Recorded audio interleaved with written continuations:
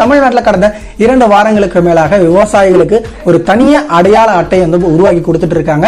தமிழக அரசுல இருந்து இது முகாம் வைத்தும் வந்து பண்ணிட்டு இருக்காங்க. இப்போ வந்திருக்கக்கூடிய ஒரு இன்ஃபர்மேஷன், இப்போ நீங்க வந்து ஒரு பதிவை பண்ணணும் அப்படின்னு நினைச்சீங்க அப்படின்னா உங்க நியர்பையா இருக்கக்கூடிய சிஎஸ்சி சென்டர் எல்லாருக்குமே வந்து ஒரு பயனுள்ளதா வந்து இருக்கும் அப்படிங்கறத வந்து சொல்லியிருந்தாங்க. இந்த விவசாயிகள் எப்படி போயிட்டு பதிவு பண்ணலாம் அப்படிங்கறதையும் சொல்லியிருந்தாங்க. அதாவது உங்களுடைய அக்ரிகல்ச்சர் ஆபீஸ்ல அல்லது உங்களுடைய விஓ ஒரு சில சோசியல் இன்வால்வ் இருக்கவங்களை வைத்து இதை வந்து பதிவு வந்து பண்ணிட்டு இருந்தாங்க.